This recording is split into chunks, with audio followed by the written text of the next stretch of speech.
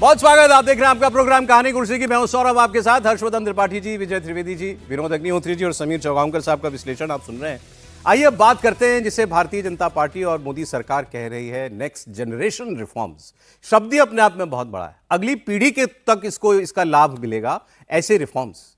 क्या वाकई जीएसटी में जो सुधार किए गए वो इतने बड़े बदलाव हैं? अब प्रधानमंत्री कल इस पर बोल रहे थे और उन्होंने कहा कि इन बदलावों से, इन रिफॉर्म से भारत की अर्थव्यवस्था में 5 रत्न जुड़ेंगे।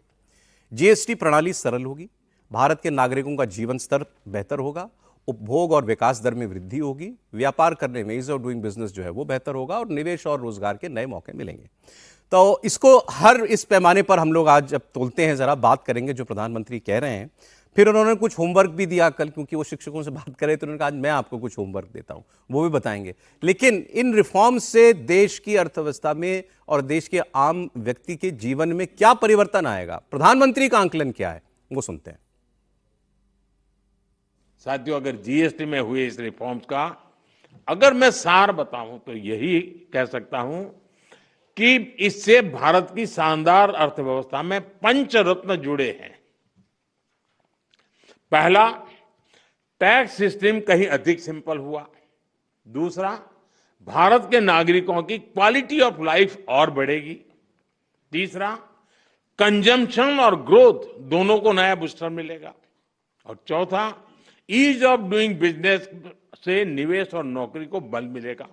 और पांचवा, विकसित भारत के लिए कोऑपरेटिव फेडरलिज्म यानी राज्यों और केंद्र की साझेदारी और मजबूत होगी।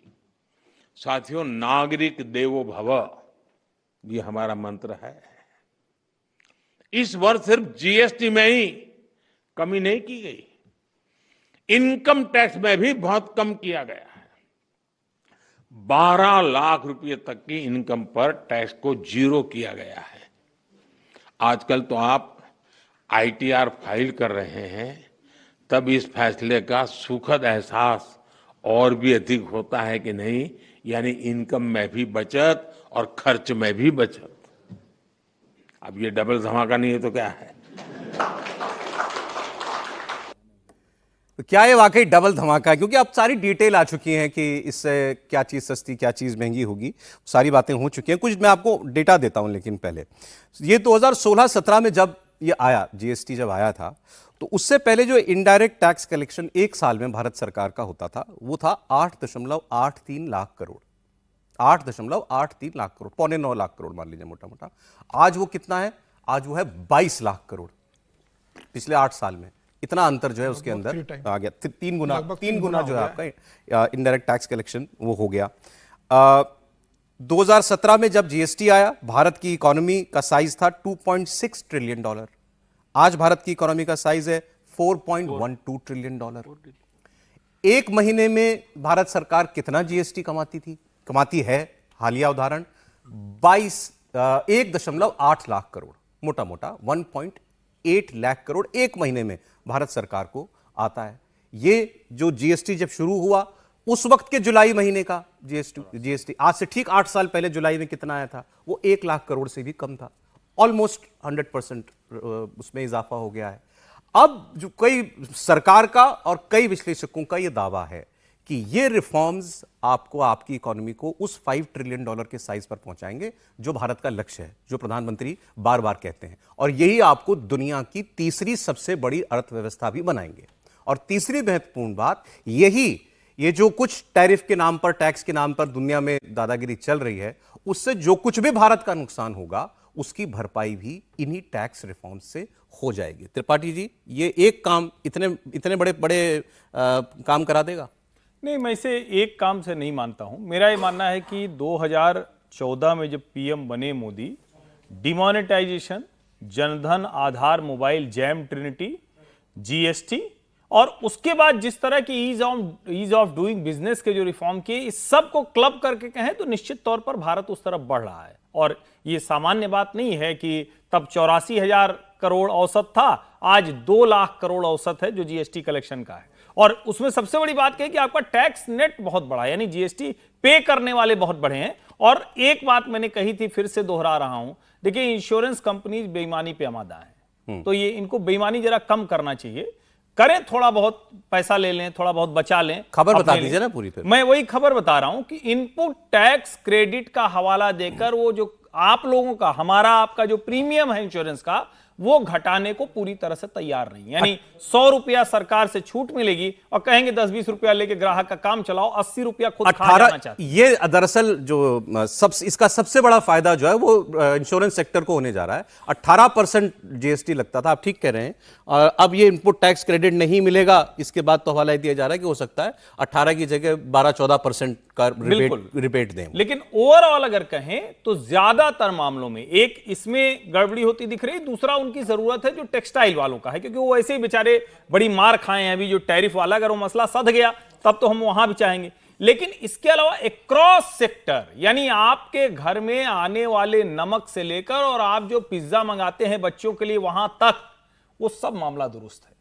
और जब ऐसी स्थिति बनती है तो कंजम्पशन बढ़ता है, पैसे खर्च करते हैं लोग, पैसे बचते भी हैं, इंडस्ट्री चलती है, सब कुछ बहुत बढ़िया, जो अंग्रेजी का शब्द है ना कि वर्चुअस साइकिल की। इसमें एक सवाल, जैसे आपने इंश्योरेंस वाला उदाहरण दिया ना, इसमें विजय जी एक बात और कही जा रही है कि इस पर चूंकि कोई ओवरसाइट मैकेनिज्म नहीं रखा गया कि ये लाभ कंपनियां ग्राहकों को देंगी, पूरा लाभ जो है ट्रांसफर करेंगी या नहीं करेंगी, इसके लिए कोई ऐसा कोई मैकेनिज्म नहीं है। तो क्या इसमें कोई धांधली तो नहीं हो जाए ग्राहक के साथ? ये सवाल उस दिन भी हुआ जब जीएसटी की प्रेस कॉन्फ्रेंस की निर्मला जी ने जी। तो रेवेन्यू सेक्रेटरी ने कहा कि हमारे पास एक सिस्टम है, लेकिन वो एक फूल प्रूफ सिस्टम नहीं है, और हम चाहेंगे कि कंपनियां जो हैं ईमानदारी से उस पैसे को वहां तक पहुंचाएं जो फायदा कंज्यूमर को मिलना चाहिए, जिसका फैसला सरकार ने किया है वो वहां पहुंचना चाहिए। और एक कानूनी व्यवस्था है, उसमें उन्होंने रूल का हवाला भी दिया था, मैं रूल का नंबर भूल रहा हूँ, जिसमें कहा कि यदि ऐसा पकड़े गए तो आपके ऊपर कार्रवाई होगी। लेकिन ये सिस्टम नहीं है कि पकड़े जाएंगे कि नहीं पकड़े जाएंगे, कैसे होगा, कितना होगा और कितना हो गया, और उसको क्या दूसरे एक्सक्यूजेस के साथ वो जोड़ लेंगे कि भाई ये तो कम हो गया लेकिन हमारी ये चीजें तो बढ़ा दी। 7 दिन पहले सीमेंट कंपनियों ने प्राइस बढ़ा दी 10%। नहीं, अब वो तो 22 तारीख से जब नया स्टॉक आना है उस पर लागू होना है ना ये सब सामान। नहीं, लेकिन उसने पैसा बढ़ा दिया तो 4 दिन पहले कीमत बढ़ा दी।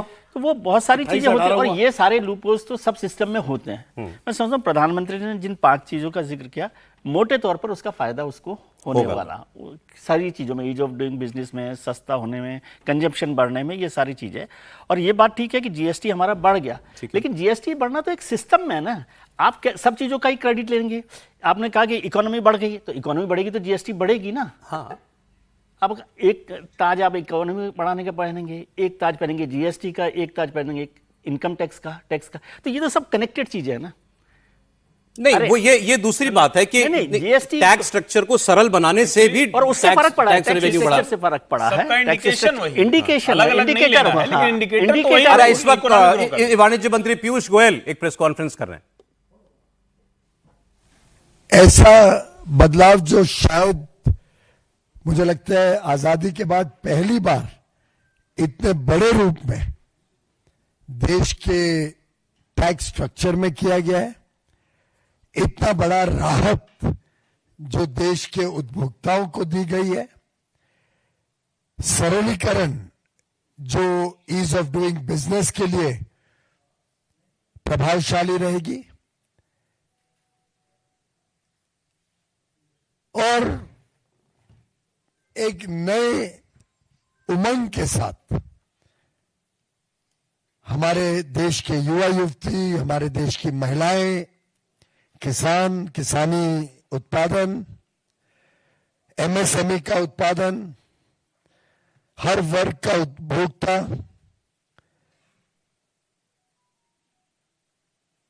दुकानदार हो, उद्योग चलाने वाला उद्यमी हो, हर एक को एक बहुत बड़ा तोहफा 22 सितंबर नवरात्रि के पहले दिन मिलने जा रहा है। 15 अगस्त को माननीय प्रधानमंत्री जी ने देश को वादा दिया था कि अब देश निकल पड़ा है, रुकेगा नहीं, झुकेगा नहीं, बड़े परिणाम करने वाले, बड़े परिणाम देने वाले अब कदम भारत में उठाने की क्षमता है। ये क्षमता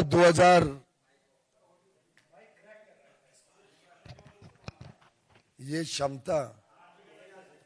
क्षमता जरा पैशन आ जाता है ना,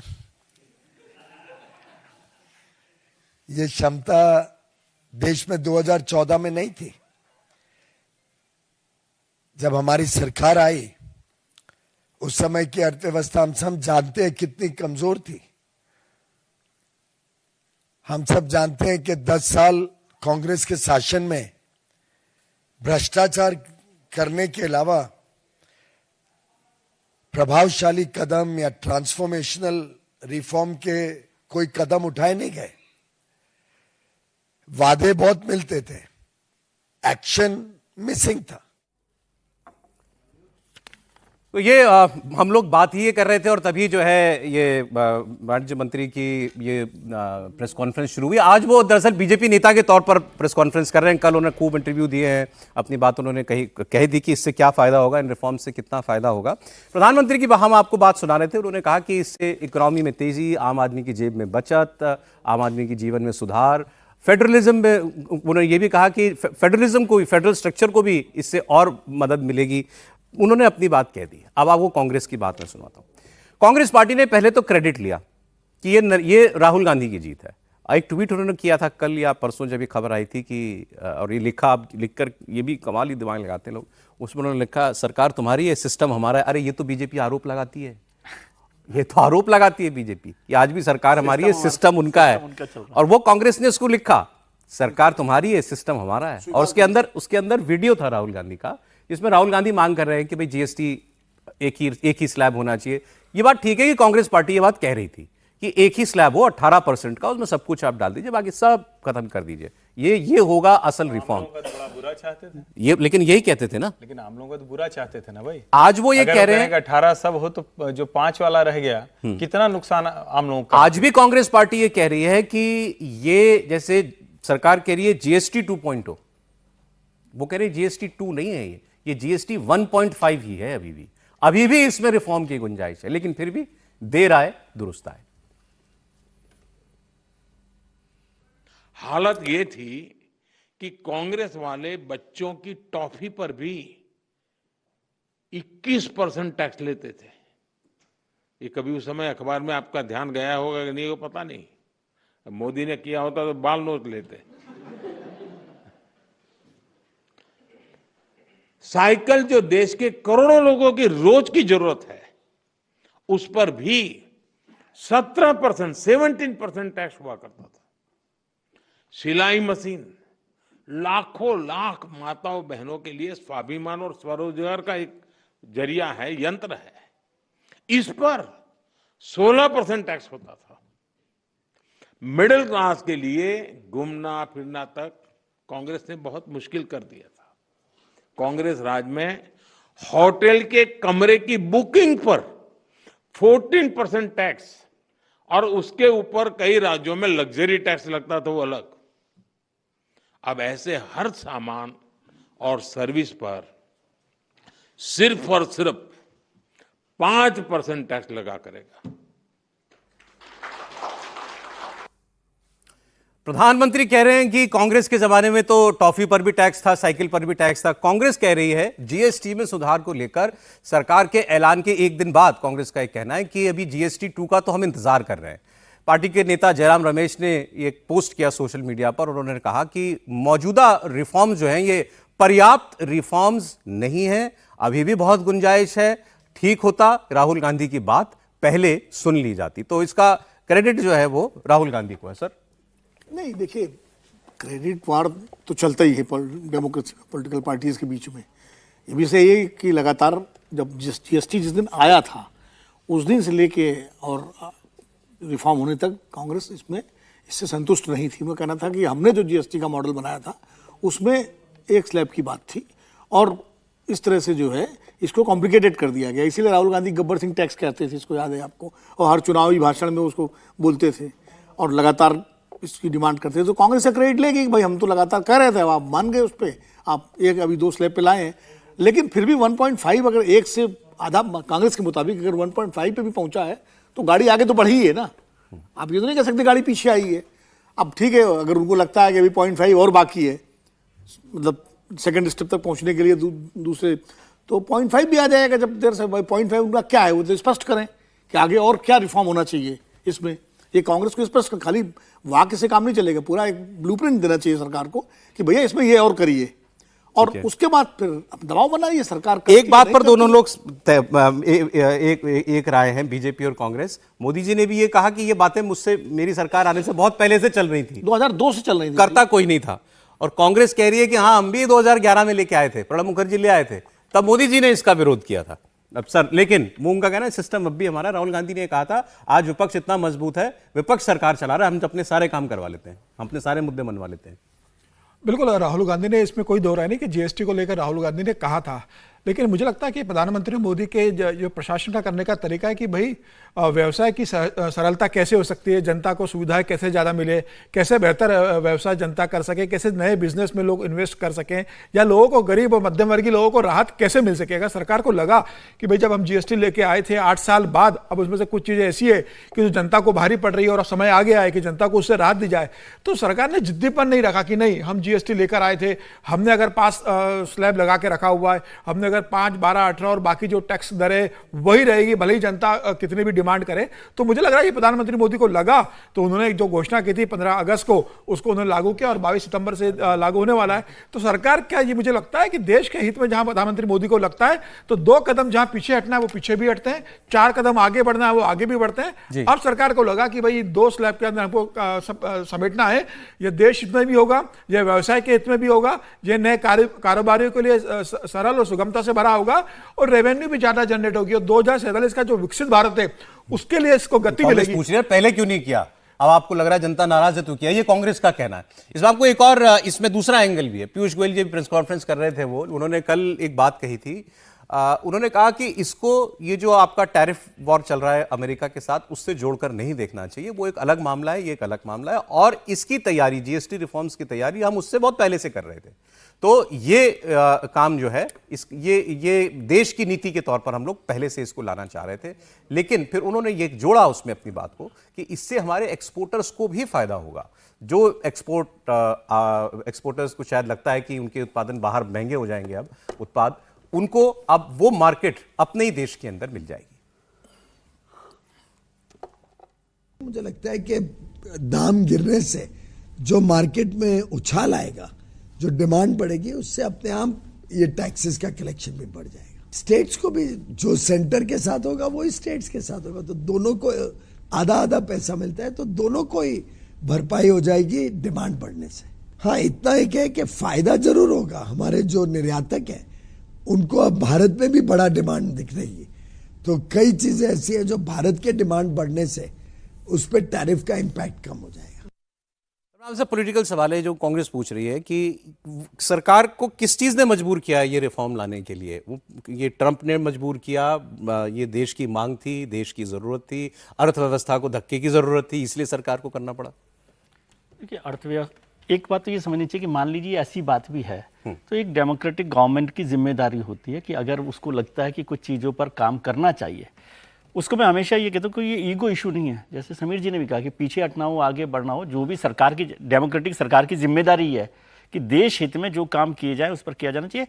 और ये तो है कि प्रधानमंत्री जी ने जिस दिन बोला था 15 अगस्त को, उस दिन तक तो मोटे तौर पर सरकार ने तैयारी कर ली थी। ये एक दिन में तो हो नहीं गया। ठीक बात है। 400 प्रोडक्ट्स को लेकर ये किया गया, तो वो तैयारी पहले और से उसके चल रही 20 दिन थी। में आपने रोल आउट भी कर दिया। रोल आउट भी कर दिया, तो इसलिए ये तो कहना ठीक नहीं है कि उस दिन से हुआ है, लेकिन सब चीज़ें मिलकर भी ये हो रहा है। टैरिफ को लेकर भी बात हो रही है। अगर टैरिफ की बात नहीं होती तो क्यों पीयूष गोयल जी इस बात के कहेंगे कि निर्यातकों को फायदा होगा, है ना। लेकिन दोनों तीनों चीज़ें मिलाकर भी, कुल मिलाकर ये फायदे वाली बात हुई है। और कांग्रेस अगर ये कह रही है कि भाई रिफॉर्म 1.5 है, तो रिफॉर्म तो कभी भी अंतिम नहीं होते ना, कोई भी चीज़ अंतिम नहीं होती। उसके बाद जितना बदलाव होगा, आज जितने हुए हैं, अब जैसे खाकरा और वो गजक हो गए तो गजक भी आ जाएगी। नहीं, जब बजट भी आता है, फाइनेंस मिनिस्टर बजट लेकर आते हैं, तो उसमें भी बहुत सारे रिफॉर्म होते हैं। सिस्टम राहुल जी का चल रहा है अभी। नहीं, सिस्टम नहीं, उसमें एक लाइन है, मैं कह दूं कि सिस्टम वो नहीं करे। उनका कहने का मतलब है कि हमारे प्रेशर में ये सरकार चल रही है। वही मतलब मेरा, वही मतलब। नहीं, देखिए, आपने कहा कि लाइन उन्होंने यही लिखी थी, क्यों ये सरकार तुम्हारी, सिस्टम हमारा। एस्टेब्लिश क्यों करना चाह रहे हैं, तो 24 के चुनाव के पहले देश में बहुत से लोग अचानक राहुल जी का कांग्रेस का गुणगान करने लगे थे, तो उससे आपको समझ आया कि उम्मीद बन जाती है ना। एक बड़ा वर्ग है जो लाभार्थी वर्ग, मोदी जी वाला लाभार्थी नहीं कह रहा हूं, सरकारी योजना वाला, जो अलग से लाभार्थी है वो तैयार होता है। कांग्रेस का इकोसिस्टम है भाई, उसके लोग बरसों सत्ता में लाभ पाते रहे, अब इतने दिन से बाहर है, तो एक तो उम्मीद दिखाते हैं। लेकिन एक चीज जरूर देश को जानना चाहिए, जब हम कहते हैं कि जीएसटी का तो विरोध नरेंद्र मोदी मुख्यमंत्री के तौर पर कर रहे थे, ये वही हाफ ट्रूथ जिसको कहते हैं ना।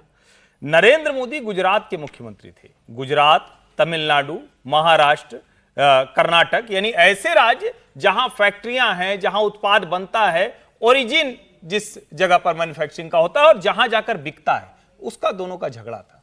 क्यों नहीं उस वक्त कंपनसेट किया? यूपीए की सरकार ने राज्यों को कंपनसेट नहीं किया, इसी वजह से जीएसटी लागू नहीं हुआ। इस सरकार ने किया, 5 साल कंपनसेट किया, उसके बाद जब उसी लेवल पर उनका रेवेन्यू आ गया तो वो सब मान गए। तो अभी भी मान रहे हैं, अभी भी कई स्टेट्स कह रही है कॉम्पनसेशन मैकेनिज्म नहीं है, कह रही हैं, लेकिन कैलकुलेट करके बताएंगे ना उनको। देखिए, इसी के लिए वित्त मंत्रालय की पूरी वो कमेटी होती है जो राज्यों के साथ डील करती है, वो कैलकुलेट करके बताएंगे कि आपका इतना नुकसान हुआ है तो हम इसकी भरपाई करेंगे। और अब तो बहुत साफ साफ होता है ना, सीजीएसटी, एसजीएसटी, सेंट्रल गवर्नमेंट का, स्टेट गवर्नमेंट का, दोनों एक बराबर टैक्स होता है, वो साफ साफ दिखता है। लेकिन इतना बड़ा सुधार अगर उसको आपको 1.5 लग रहा है, तो आप कल्पना कीजिए कि अभी कितने सुधार की ये लोग नरेंद्र मोदी से उम्मीद कर रहे हैं। सर इन सुधारों मतलब से वोट मिलता खुद है नहीं क्या? किया। एक ब्रेक पे जाते हुए कमेंट है सर, मतलब बिहार चुनाव भी सामने खड़ा है, 12 लाख उसमें राहत, इनकम टैक्स में, अब ये जीएसटी का रिफॉर्म आ देखिए, गया। वोट पे असर डालती है चीजें जो सीधे कंज्यूमर को फायदा मिलता है, डायरेक्ट। जैसे मैया योजना का फायदा अगर झारखंड में मिल गया,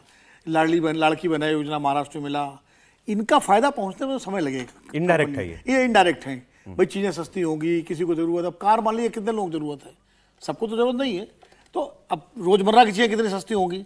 लेकिन नीतीश कुमार जो घोषणाएं जो कर रहे हैं, जो 10,000 रुपए उनके अकाउंट में पहुंच रहे हैं, वो डायरेक्ट बेनिफिट वाला मामला है।